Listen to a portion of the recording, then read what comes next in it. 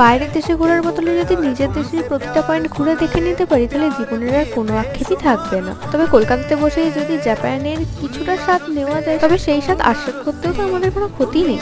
বছরের প্রথম দিনটা সুন্দর করে সেলিব্রেট করার জন্য চলে গেছিলাম ইকো পার্ক। ভালো ভালো খাওয়া দাওয়া আড্ডা সবকিছুর মধ্যে দিয়ে দিনের শুরুটা তো বেশ ভালোই হলো। আড্ডা দেওয়া ছাড়া আর কোনো প্ল্যান না থাকায় গেট নাম্বার 1 দিয়ে এন্ট্রি করি। আর সেখানেই আছে জাপানিজ ফরেস্ট। ভিতরটা তো ভীষণই পিসফুল, ভীষণই সুন্দর। তবে আজকে পিসের পি মাত্রও নেই। ভিতরের প্রতিটা পয়েন্টের সিগনিফিকেন্স প্রতিটা জায়গাতেই সুন্দর করে লেখা রয়েছে। তবে আজকে অত্যাধিক মাত্রার ভিড় থাকায় মনের মতো করে ঘোরা তো হলো না, তাই আরেকদিন ফাঁকা ফাঁকা এখানে ঘোরার ইচ্ছা রইল। বছরের প্রথম দিনটা আনপ্ল্যান্ড ভাবে শুরু করলেও আমার কাছে ঝুলিটার মতো মাথায় এক ঝুলি প্ল্যান নিয়ে নতুন বছরটা শুরু হলো। ইকো পার্ক এর আগে আমি 2-3বার এসেছি, আর আমার কাছে এই গেট নাম্বার 1টাই সব থেকে ভালো লাগে। এটা আড্ডা মারার জন্য একদম অ্যাপ্রোপ্রিয়েট। আর আজকের দিনটা এই সুন্দর সূর্যাস্ত দেখতে দেখতে শেষ করলাম। টাটা।